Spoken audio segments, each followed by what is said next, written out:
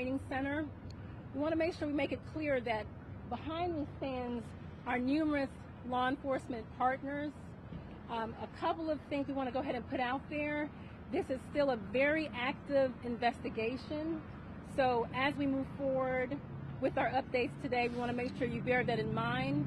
This afternoon, we'll have GBI Director Mike Register speaking, followed by the Colonel of the Georgia State Patrol, Colonel Chris Wright. So, Director Register. Thank you, Director Miles, and hey, thank everyone for coming today. As Director Miles said, I'm Director Mike Register of the GBI, and over the last several months, law enforcement and portions of our community have experienced growing criminal behavior and terroristic acts committed by individuals and groups concerning the building of Atlanta's new Public Safety Training Center. These individuals and groups have attempted to disguise their activities as being protests against the building of this facility. The GBI and all law enforcement agencies and our partners here embrace a citizen's right to protest, but law enforcement can't stand by while serious criminal acts are being committed that jeopardize the safety of the citizens we're sworn to protect. Acts such as arson, physical attacks on members of our community, focused intimidation of citizens, the use of explosives, and setting booby traps that have the potential of causing great bodily harm or could possibly maim are not acts of peaceful protest. They are criminal acts that destabilize communities and endanger citizens.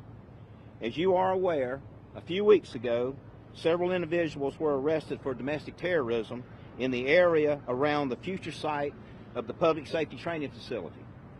This morning, the GBI, with other local, state, law enforcement agencies, such as the Cab PD, Atlanta PD, the Georgia State Patrol, and Georgia DNR, conducted a planned clearing operation to remove individuals who were illegally occupying the area. During these operations, if law enforcement makes contact with an individual, they are asked to leave the property. If individuals are compliant and no other criminal violations are present, they are released. It's what happened on 2 occasions today. At approximately 9 o'clock this morning, as law enforcement was moving through various sectors of the property, an individual, without warning, shot a Georgia State Patrol trooper. Other law enforcement personnel returned fire in self-defense and evacuated the trooper to a safe area. The individual who fired upon law enforcement and shot the trooper was killed in the exchange of gunfire. The GBI is working the officer-involved shooting, and the investigation is still active and fluid. Identification of the deceased will be withheld until notification of the next of kin.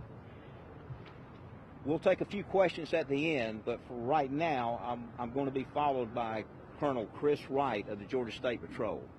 Colonel Wright. Good afternoon. My name is Colonel Chris Wright. I'm the Commissioner of the Department of Public Safety. Just want to give you a quick update on the condition of our trooper. He's currently out of surgery. He's in ICU.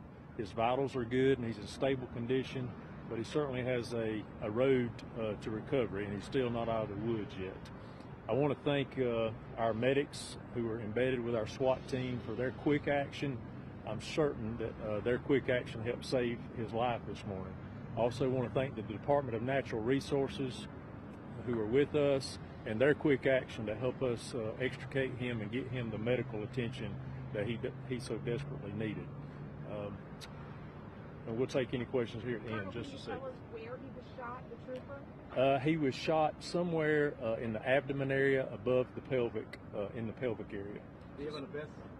He did have a vest on, yes. So some troopers said that there's still people camped out in the forest right now. You talked about, or maybe it was you talked about, how compliance means they will be allowed to let go.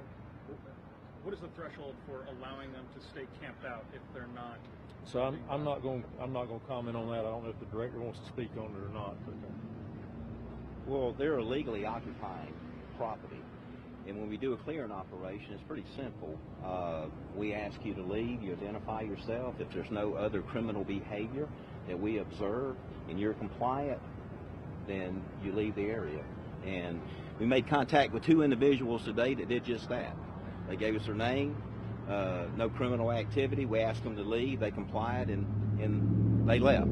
End of story. But there are still some people camped out there. Is that right? It's an ongoing situation there, and it's still fluid. So we have Twitter accounts that are being used by the protesters have been calling for retaliation against police and allies on Friday. Do you have any response to this? Have you seen these posts? Well, you know, I think that validates what I said originally. I mean, the city of Atlanta is trying to build a public safety training center. And, you know, we talk about things across this country like police reform. Building a new training center and giving the police chief in Atlanta a state-of-the-art center to train police officers to be effective and engaging in the community is a great thing for the community. But let me reiterate, there's a difference between protest and what's happening there. And what you just read, what's being tweeted out, I think validates that we're dealing not with protesters, but with criminals. Director, can you tell us about the arrest that happened this afternoon around 12:20 when a gentleman was pulled out of the woods?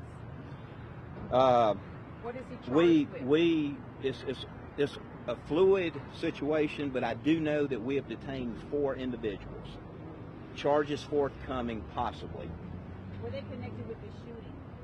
We're still in an investigative phase. Can you tell us any other weapons there? How many weapons were found? I'm not going to comment on that because that's part of the investigation overall. Tell us the circumstances in which the shot was fired at the trooper. Was it fired from hiding? Was it fired from a tent? Was it fired from the woods? The circumstances was an individual confronted law enforcement, and I don't think that he was seen until he fired. I'm not sure, right?